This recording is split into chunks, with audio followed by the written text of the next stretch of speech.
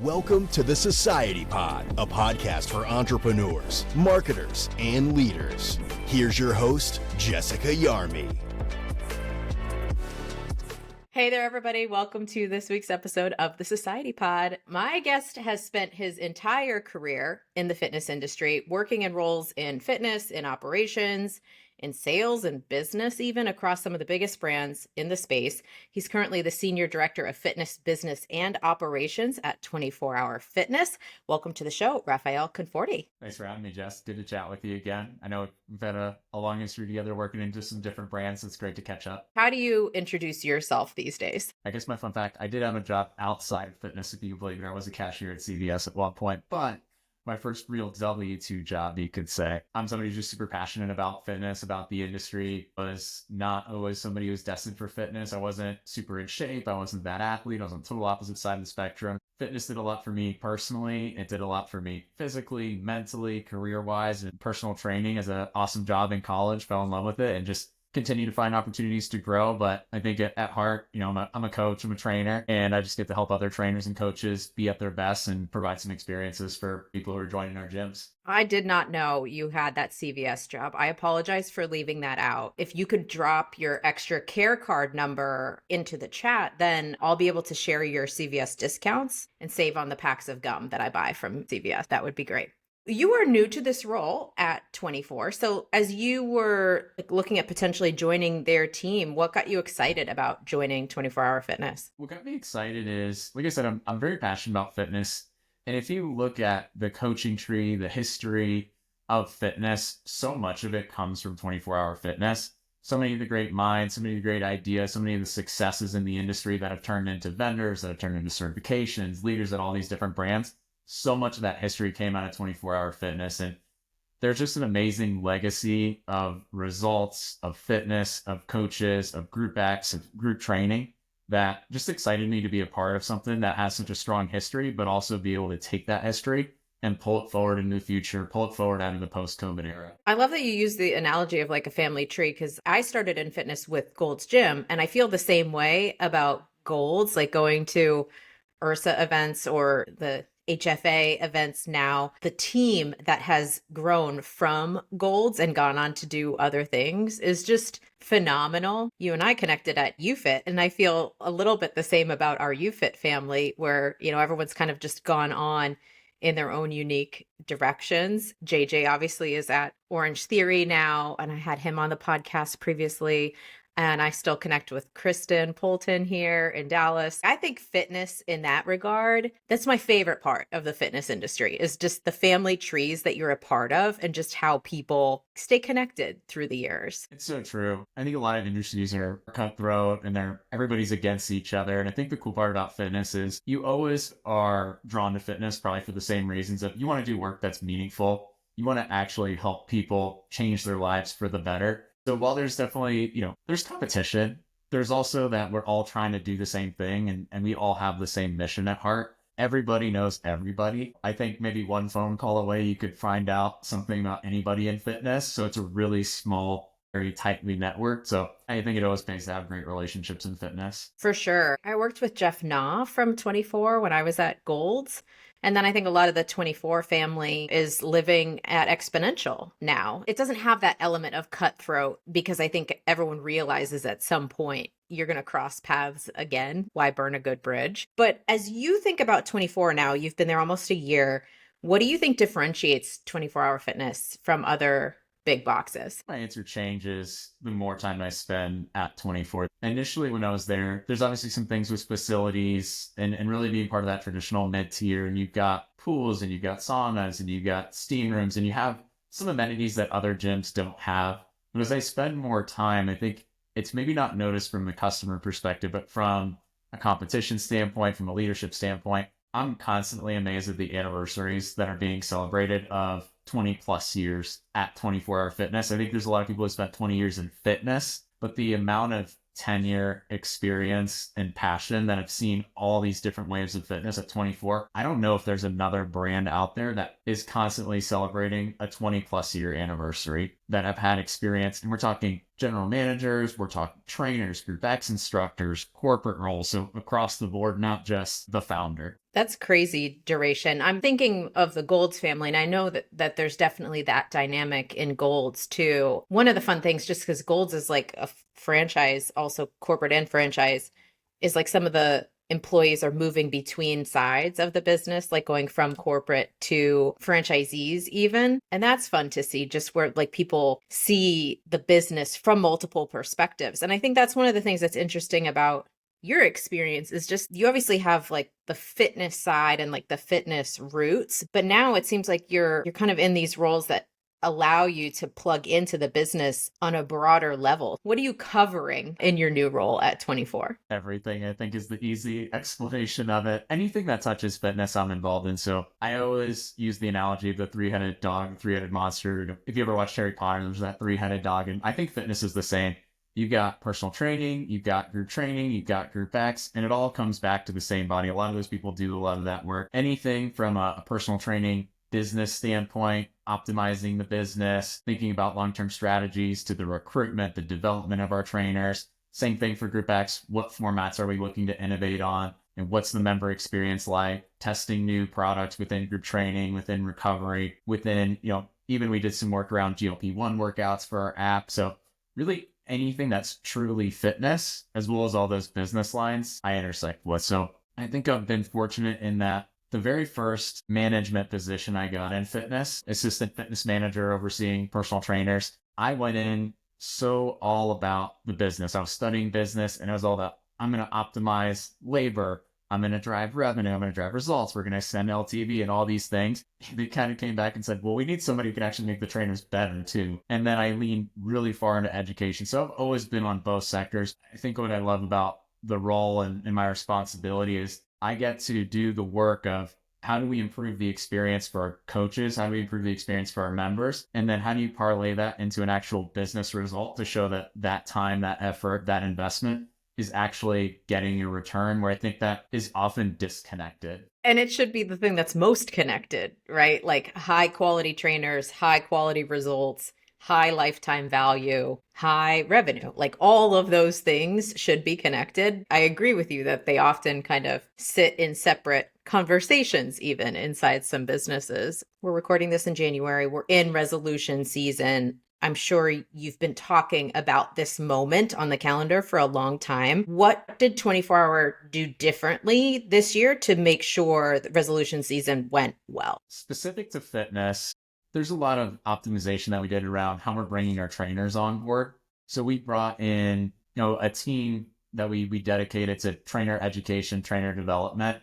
And so we've been touring around the country to all the different markets running what we call PT foundations. And it's the business, it's the science, it's the relationships, it's retention with all of those members. And that's something that we hadn't been doing prior to me coming on board, was really investing into the trainer skill set and the development so that they can be productive. Obviously, it's important for trainers to be productive from the business standpoint, but having been a trainer, it's also, I want you to get into X amount of sessions. I want you to make the amount of money that you want to make so that you can build a career off of this and not just have a fun side job. So that's what we've done a lot from the trainer standpoint, is we just invested into the trainers and education development, running monthly coaches corners where it's science-based. We're just going to make you a better trainer. We're going to keep you inspired about the work that you're doing, remind you of some old tools in your toolbox and give you a couple new tools. Do you see trainers as an entry point for people, or do you see trainers as like an optimization point? What do you mean? If you're a member of 24, do you try to get people in with trainers early, like their day one, so that they have a guide? Or do you let people kind of go on their own, and when they reach a point of like, okay, now I'm stuck, I need to get to the next level, then you tag your trainers in? Such an interesting question given the time of year being in January. It's definitely something we want to get off to a fast start. We know with check-in history and how that has an impact on their retention of their membership. We want people to have a connection to the gym, not just access to the gym. So we want them to know somebody at the gym. We want them to ask the questions about different equipment, learn, we put all this new equipment into the gyms. We have all these squat platforms, we have all this functional training, but the vast majority of people just don't know what to do with it or don't know how to use it. So I think a lot of personal training is helping people get off onto the right start, build the right habits. And then long-term clients, we're taking you to the next level, or we're getting you results that we know you wouldn't get on your own. So I think it's a mix, but I think a lot of personal training is still built on helping people get off to the right start. Yeah, I almost am like evolving my thinking because I used to kind of see trainers as an optimization. Like it's for someone who's really like trying to get to a next level. But now with so much content from trainers on social media who may or may not be certified trainers, let alone putting appropriate information out into the social sphere for the specific client, I think you almost have to assume people are consuming workout content online, and it's almost like a day one course correction of, we're not doing that exercise yet. Build the foundation. It goes step 1, 2, 3. We're not jumping all the way to 12 just because we saw an influencer do it. So I think it's critically important, more so now than ever before, to have not just that connection socially in the gym, which I agree, it's totally important, but then also just to have that reality check of like, what have you been watching? Is it appropriate for where you're at? And like, let's get you off on the right foot at the right level for you so that you could be successful and not get hurt, not get frustrated or disappointed when you can't do something. I lean into the social space, so I think about that a lot, but I see it impacting the training world seriously. You see it in the gyms. When you visit different gyms, you see people on their phones. Sure, people are scrolling, mindless things, but there's a good handful of people who are following a fitness program or looking at Instagram. It's not necessarily from their coach, just from a coach.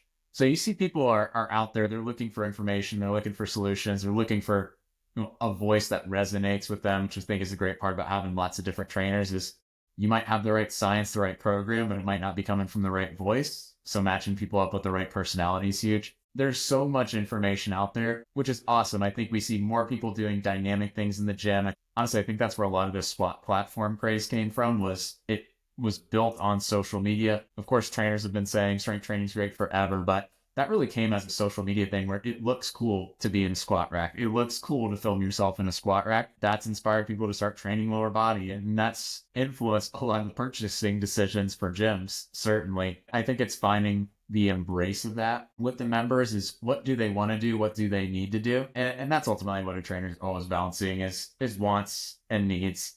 Everybody wants to do a hard workout because they know it's going to burn a lot of calories. But if they're super stressed, that might not actually be the most net beneficial exercise or workout for them to do. Okay, so put your trainer hat on for us for a moment. And if somebody's either starting their resolution now, or maybe they've already started and they are off to a bad start, what are you saying to people just to like help them get off on the right foot from a fitness perspective? The number one thing that I see is the most fundamental of, what are you actually trying to accomplish? You think that because somebody visited a gym, because they signed up for a membership, that they're really clear on what they want to get out of going to the gym. But so many people's goals are so generic. Like, I want to be healthier. I want to lose weight. Full respect for those things. But if you don't know what you want, you can't actually build a plan. You can't know if you're having the right steps towards that plan, if you're having results, because results are the most motivating thing. That's the hard part about fitness. If you go 3 months and you see no results, you're probably going to quit. Like, I would probably quit if I was on a program for 3 months and didn't see results. But what results were you even going for? How did you know along the way that you were seeing progress indicators? So for me, the number one thing is just getting clear on what you really want and why that's important to you. Because if you don't have a why behind it, you're going to lose motivation and you're not going to want to stay consistent. The next thing I would ask them is, what have you done so far in the gym or in fitness that you like? What are you doing that you really don't like?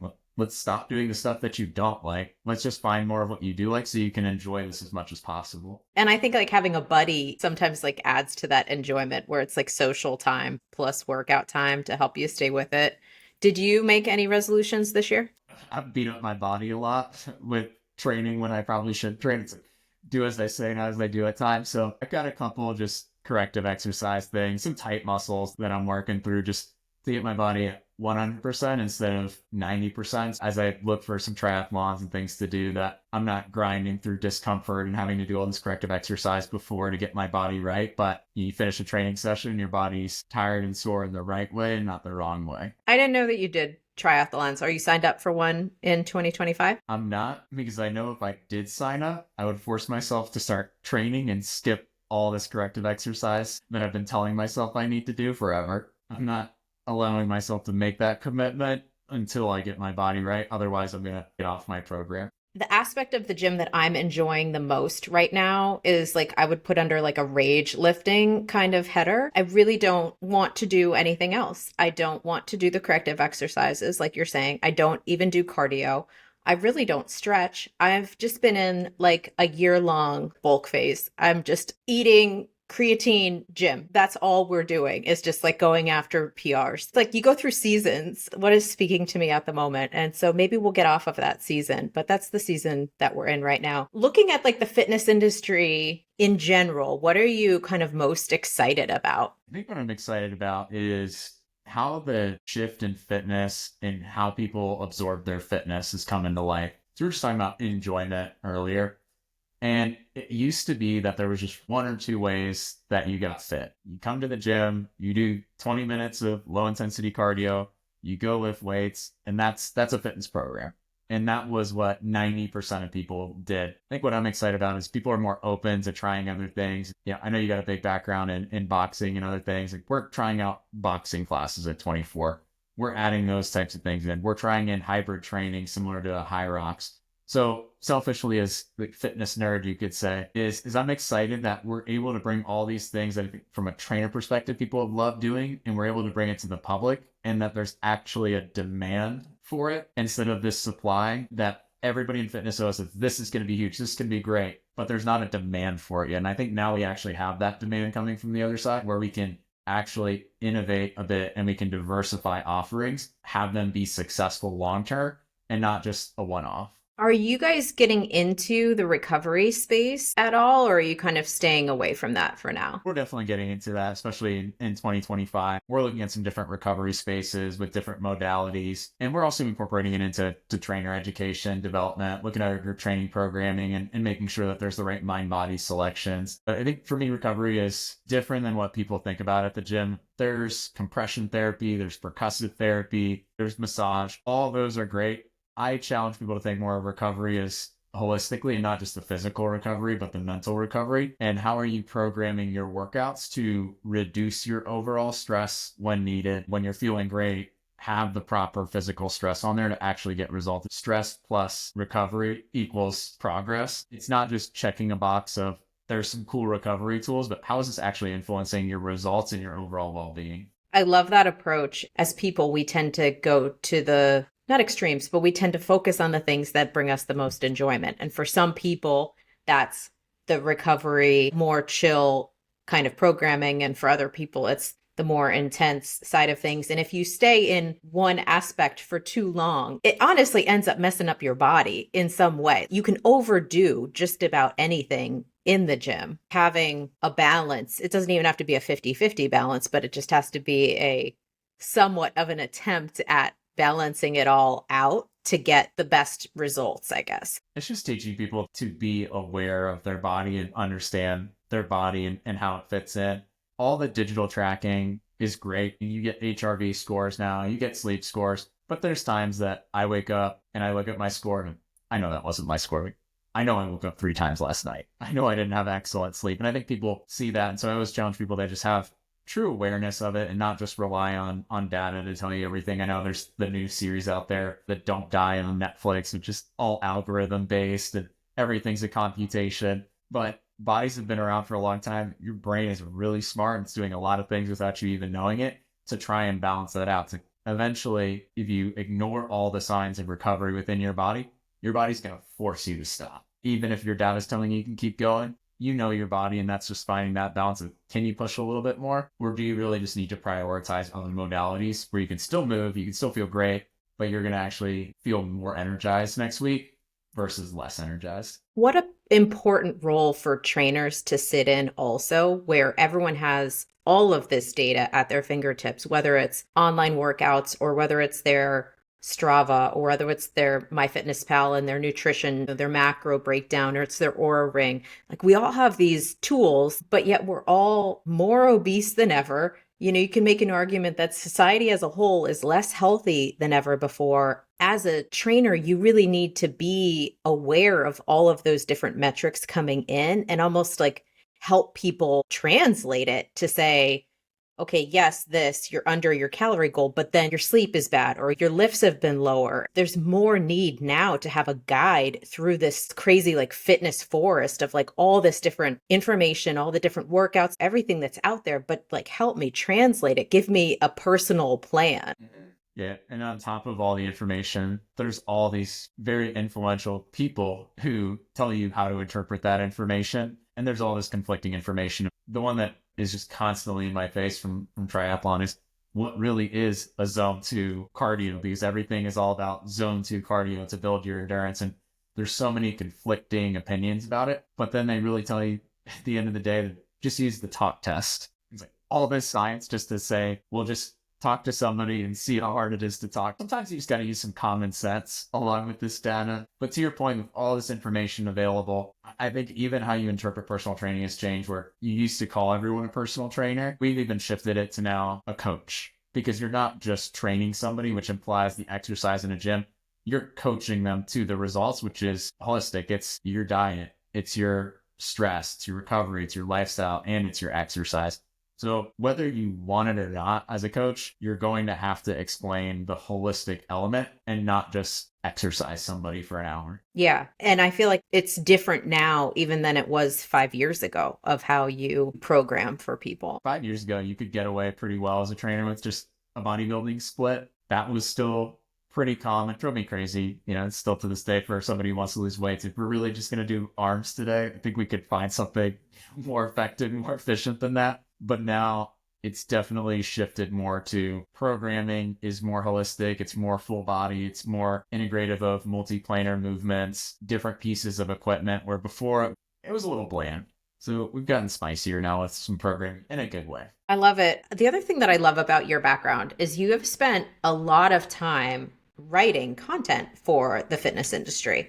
Over 200 articles or something like that. How did you get started on the content side? And are you seeing changes in the types of content that you're getting asked for nowadays? Or like, has that evolved over time? In middle school, we had this assignment where the writing teacher just gave us a composition notebook. And by the end of the year, you would just write anything you wanted, anything at all. You could be journaling, you could write a story, but the assignment was fill this composition notebook with something. I still distinctly remember this. I ended up filling the whole composition notebook. The second person did 57 pages, and he was just terrified of his dad because he wanted to play football, and his dad wouldn't let him play football if he didn't get passing grades. And then the next person was maybe 30, 40 pages. So at that point, I thought, okay, if I could fill this composition notebook up, I probably enjoy this process of writing because they weren't asking about it all the time. So I always loved writing. I always fell in love with reading, from middle school on. And then I loved fitness, and it was just a matter of being a trainer in the old school days where the websites didn't really do a whole lot for your gym or for your personal training department. And I just volunteered to write free blogs about whatever you wanted to write, you could write. And then I got the opportunity to connect with some websites like PT on the Net, My Group Fit, and early on stages of just blogs for fitness professionals. And then it just evolved from there, where I just got better at writing, connected with people who are at Muscle and Fitness and Men's Journal and all these other places, and just got an opportunity to share my voice, share my opinion. It used to be a lot more about programs and actual full-blown workouts where you'd have to write 2,500 words to explain this program that didn't really need 2,500 words, but it was all about SEO. And if you have more content on there, it was going to perform better. It was going to get more views. And so you would be so in-depth about these programs that were on just this meathead website. So it's kind of ironic. And now it's so much more short form. People don't want a full program that's going to last you 12 weeks. Give me a workout, give me 3 exercises that are awesome for this So the content's gotten a lot smaller, and it's taken in these snippets where it's tough as a fitness professional because I want to give you these couple exercises, I want to give you this workout, but it's so isolated compared to everything else that you're doing. It's a good workout, but it might not fit your whole program. So I think we've just gotten into a lot of short form writing now. The attention economy is definitely a short attention economy. If you were talking to someone who was interested in pursuing a career in fitness or pursuing a career as a personal trainer, what advice would you share with them? If you're pursuing a career in fitness, it would be to shadow trainers, as simple as it sounds. Like, really understand what this is actually going to be like. Shadow people who are great at it and learn great habits from the start. You really don't want to just go in cold into training and figure it out, because there's people who already know how to do this. There's people who are great at it. So learn from those people who are great. It's not just about getting certified. It's about how you actually influence behavior with everything that you're doing. You have a great program. That's awesome. But if nobody's doing that program, it's just as good as anybody else's program. So learn from people who have been there, done that. They've learned all these little tricks along the way to influence people, to get people motivated, to get people excited. You'll travel around and get education. That was something that really helped me early on. Was anytime there was a workshop in the area on a Saturday, a Sunday, whenever it was, I really didn't even know what I was going to learn, but I knew I was going to learn something, and I could take that to my clients. My clients would see that they're getting new exercises, so they're excited about it. And it just helped me fall in love with fitness more. I loved it for myself, but it teach me how to love it for other people. Was there any trainer that you shadowed early on or that kind of functioned as a mentor for you that you want to give a shout out to? Yeah, there's two people, and they were assistant fitness managers and my fitness manager at the time. These guys, Jeremy and Jason, and they were both trainers who had a ton of experience. One ended up being a professional bodybuilder. The other was cross country. So they were just totally different in their body types, their body styles, but they were just so positive, and they made fitness so fun, but they were also really, really sharp on the science. So they really taught me how to blend.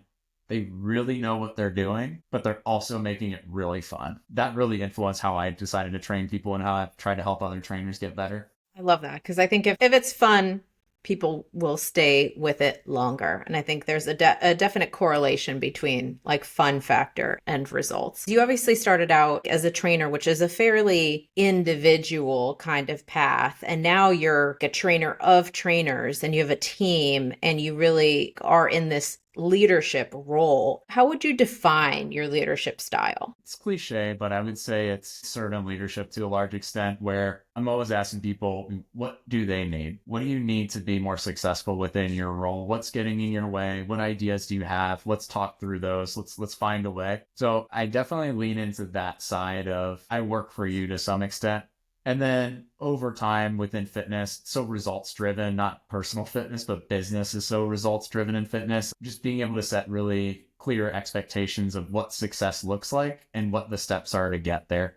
So I always find myself in a balance of I'm going to push you. I'm going to make sure you know what you need to do to be successful, what success is. But I'm also not just going to say, go do it. What do you need? And I want you to really think about that. And I want you to come to me with crazy ideas. I want you to try things that might work, that might not work, whether I think they're going to work or not. So I always try to balance that out. But most importantly, I think about what are we actually trying to do in this business? It's super simple. We're helping people with their fitness. So whether that's a group training coach, a group X coach, or a personal trainer, I'm always just trying to put my mindset into how do we help the trainers be more successful? If the trainers are successful, we're all successful. So it's not about this top down. It's what are you doing to help your trainers along the pathway? Because if they're happy, we're going to be in a successful business. It's like the Papa John's slogan is super corny. It's like better ingredients, better pizza. It's like better trainers, better business. Like, how are we getting our trainers better? Because that's going to benefit the end business. I don't know if you could use a Papa John's example when we're talking about fitness, because as soon as you said it, I could like taste the Papa John's pizza. Now I'm craving it, Raph. Now I'm craving it. That's because of you. Do you feel like you're more comfortable now in a like train the trainers setting, or do you still kind of prefer a one-on-one coaching kind of environment? I love training the trainers. I love it. I've always loved it. When I was a trainer, I knew within 1 or 2 years of being a trainer, when I was going to workshops, when I was in meetings, I knew that's the path I wanted in fitness really early on. I had a ton of respect for people who were presenting, who knew their knowledge, but made it engaging. I love it. I absolutely love that. let's say look at the fitness industry as a whole. What do you see that's wrong with leadership within the fitness industry today? Maybe like specifically through a lens of like personal trainers where there's so much turnover in personal trainers. That's a structural issue, but also like a leadership issue. So how do you see those issues like impacting turnover, and what are you trying to do at 24 to course correct? The biggest issue within personal training as it relates to turnover is simply how quickly you make a trainer successful. That's the simplest thing. So you don't see tons of trainers who are full-time good trainers leaving. It's people within their first 3 to 6 months who aren't at the amount of sessions or the amount of compensation that they want to be. I think that's the biggest issue. It comes back to how leadership influences hiring practices. There's some places and there's some situations where people might just hire everybody, anybody, sink or swim. I'm going to hire 10 people, 1 or 2 will stay. I've never believed in that. I also don't think it's very good business to do it that way for a lot of reasons. But I think you have to be very transparent in the interview process of what is it actually going to be like to be a trainer? Not all the fun stuff, not that you're going to train all these diverse people, that you're going to get people amazing results. Yes, but what is your first 30 days as a trainer really going to look like? What's your first 60 days? You are going to be training people, but you're going to be training people within the hopes that they become your client, not that they already are your client. So being really upfront about the interview process, but also having systems in place that help people. That's where I've always tried to lean in, because that's the most expensive part of personal training is turnover, because it's not just the investment that you make into that trainer. If a trainer leaves, hopefully 50% of the clients stay. If you think about that, if you were to have a manager of a gym leave and half the members cancel, it's an impossible business model to run. So with trainers, we have to help them be successful through investing in their education, their development, giving them the right tools, systems. We also have to bring in people with realistic expectations, not of the amount of work that it's going to be, but the type of work that it's going to be. Yeah, I think managing expectations from the start is huge. And so many clubs have an expectation that trainers are going to sell as well as train. And it's so difficult because it's two different skill sets, really. If you're making that ask, you really have to also provide, like, here's the text script, here's the way to do it, because it's not an inherent skill set among a person. Personal trainer is like a one-on-one guide as opposed to a always be closing kind of mentality. I think it's like putting the right people in the right seats. And oftentimes like putting a trainer in a selling seat is not the right seat for them to be in. The people who know the science and know how to sell typically move up. Early in my career, I'm all about the business, and then I was all about the science. You have to be about both to have true long-term success. It's influencing, it's inspiring the trainer, but I also pitch sales to them as when you're asking them to change habits in their life, you're selling them on those habits. You're influencing them on it. So don't think that you're selling them. Just pretend like they're already your client and they just need to meet with you a few more times to get off on the right track. But I agree with you. I have no idea how to sell as a trainer. None. I don't even know if I had sales training. I think back to how was I selling clients? Like, how did I upgrade clients? People just told me, here's the prices, here's the policies, but nobody ever sat down and said, here's how you run a consultation. I had to figure all that out on my own. I think that happens a lot. So if you give people structure, which we do, we take people through foundations, we teach them what that process is like, how to ask questions, and it's very simple and basic. And literally the next day, almost without a doubt, they'll have 1 or 2 new clients literally the next day, just because we showed them how to do it. And now they have confidence in it and they're not fumbling around. Again, 24 Hours has been around for 40 plus years.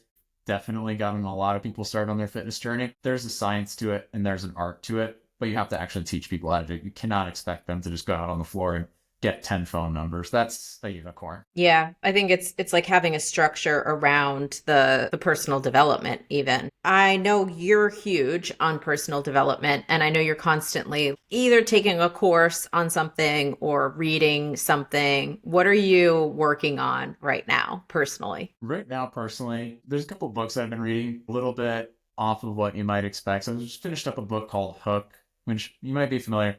It's the whole science of how apps are built to get people to be continuously engaged with them. So apparently it's a must read for people at Meta, Instagram, and all these places. How the science actually works with people getting engaged with apps and how you get people to think about the app without even opening the app and how you create external cues, how you create internal cues. The reason I'm obsessed with that is because how they talk about having some morals, because you can really get people addicted to technology through this method and through this technique. And I'm thinking, how can you use that for a force of good? And how can we get people to think more about their fitness, not just when they're with our gyms, not just when they're in a personal training session, but how can we make something positive like your health and your fitness that trigger that you always want to check on every day, that you always think about every day? Because if you're healthy, you're going to be happy. And I think that's just an important mission to have out in the world. This reminds me of like the social dilemma and all the developers that were attached to color coding the buttons, or like how frequently you get a reward versus no reward. It is fascinating mind science behind all of that. In terms of either your career or your personal world, is there a time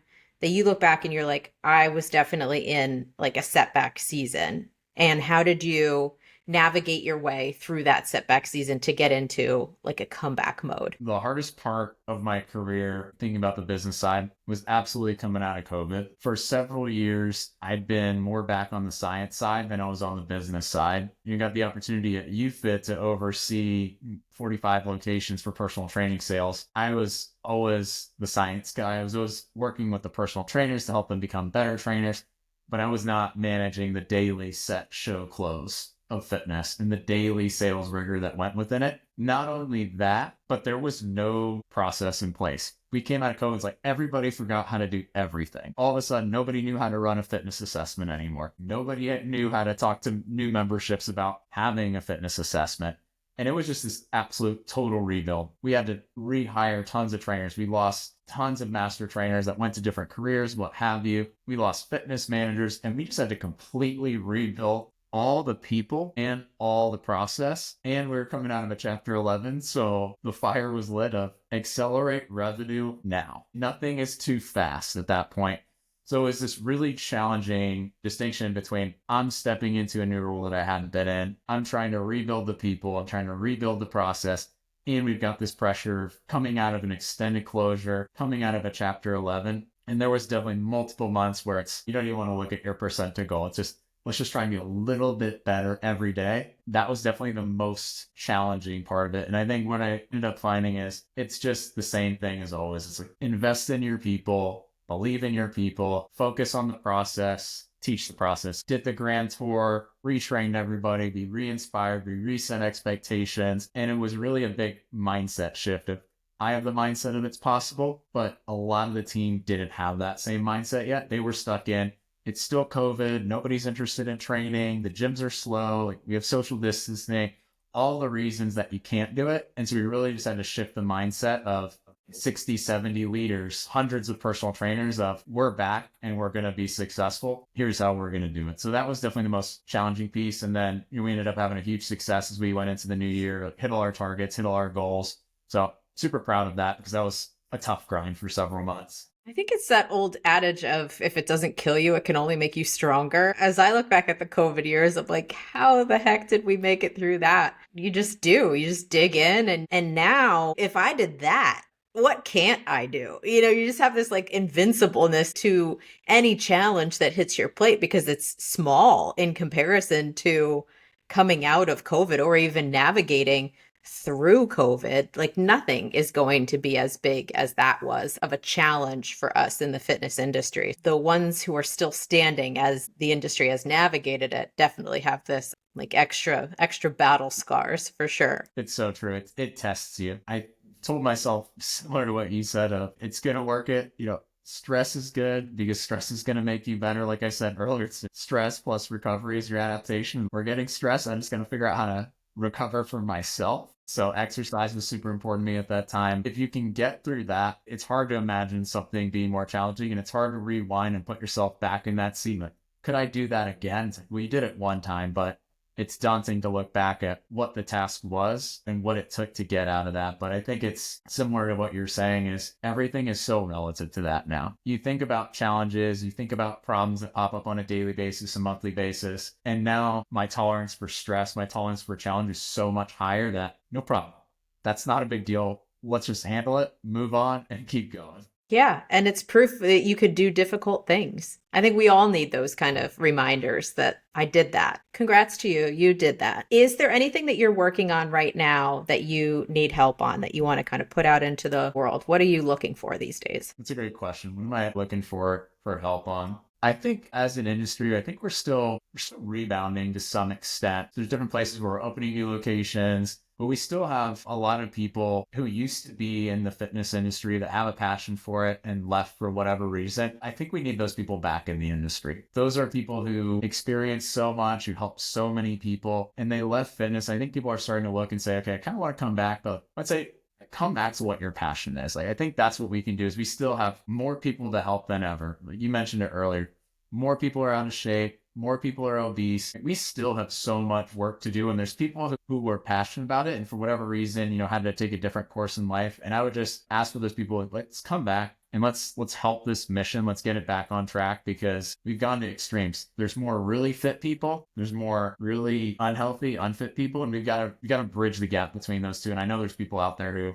who are passionate about doing it, but for whatever reasons are waiting on the sidelines or are skeptical about it. And I would just say, come back and let's do this together. I love that. And I think it's so important to play in your passions, even if it's not full time, even if it's part time, even if it's some hours here and there, but just sharing things that you're passionate about, educating around things that you're passionate about. It is so important. It's an element of giving back in a way. And I agree with you. There's so many people who are passionate about fitness. And in this moment where we're now navigating like GLP-1 kind of trends, there's like a whole revitalization on the strength side of the business and now pursuing recovery. Like there's so many things that need passionate, educated people to come back into the space. We covered a ton of different things today. Is there anything that we haven't talked about that's top of your mind? I think we covered so much ground. We went back in history. I think we talked about the future. We dug in. No, I think we covered a ton. All right. What's your workout going to be tomorrow? Leave us with that tidbit. If all goes to plan, hopefully the workout's surfing. So I need to be outside. I need to get outdoors and hopefully it's that. Also looking to sign up for a yoga class too, to do those things that I know I need to do. I would love to say I'm going on a long cycle or a long run, but I'm going to do what's right for my body and my mind tomorrow. Next time you're in Dallas, you're going to have to come out and paddleboard with me. I'm game. It's surfing 1.0. Yeah, it's like the treadmill of surfing, but it's still a workout. It's the grandma of surfing, which is fitting for me. And that's the level that I'm on. But I will host you in a paddleboard event. Next time you're in Dallas, let me know. Thank you so much for sharing everything that you did with us today. And thank you for everything that you're doing for the industry as a whole. We need people like you on the front lines who are educated, whose heart is in the right place, who know their stuff and can raise up the whole next army of trainers and other people who know their stuff. So thank you so much for being on today's episode of the Society Pod. Thank you. We hope you enjoyed this episode of the Society Pod.